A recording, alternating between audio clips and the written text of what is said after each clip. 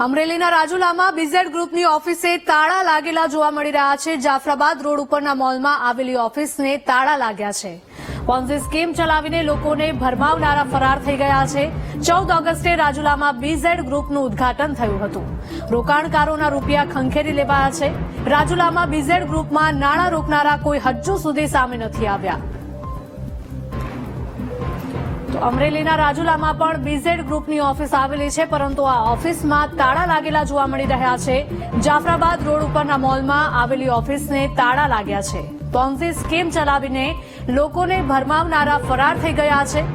14 ઓગસ્ટે રાજુલામાં બીઝેડ ગ્રુપનું ઉદ્ઘાટન થયું હતું।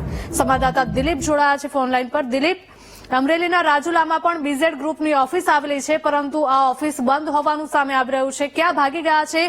કોઈ ભાડ મળી છે કે કેમ? રાજુલા ખાતે બીજી ગ્રુપની ઓફિસને તાળા લાગ્યા છે। રાજુલાના જે જાફરાબાદ રોડ પર નારાયણ મોલ પાસે આ બીજી ઓફિસે તાળા લાગ્યા છે। અહીં જે પોટ સ્કીમ ચલાવી રહ્યા લોકોને ઉલ્લુ બનાવી ઓફિસને તાળા લગાવી અહીં લોકો ફરાર થયા છે। 24 ઓગસ્ટના રોજ રાજુલા ખાતે બીજી ઓફિસનું જે ઉદઘાટન થયું હતું, અહીં કથાકાર તથા સાહિત્યકારે આ ઓફિસનું ઉદઘાટન કર્યું હતું। ત્યારે આ ગ્રુપના જે મેઇન સીઓ છે એ પણ આવો અને એમની ઉપસ્થિતિમાં ઉદઘાટન થયું હતું। ત્યારે ઉદઘાટનના થોડા દિવસો બાદ જ તે આ ઓફિસને તાળા લાગ્યા છે। રોકાણકારોના પૈસા ખંખેરી આ બીજી ઓફિસને તાળા લગાવવામાં આવે છે। ત્યારે હાલ રાજુલાના બીજી ગ્રુપમાં કરેલા રોકાણકારો હજુ સુધી સામે નથી આવ્યા, પરંતુ પોલીસ એને શોધી રહી છે। ફરિયાદ થવાની પણ પૂરેપૂરી શક્યતાઓ સેવાઈ રહી છે। જી બિલકુલ, આભાર દિલીપ।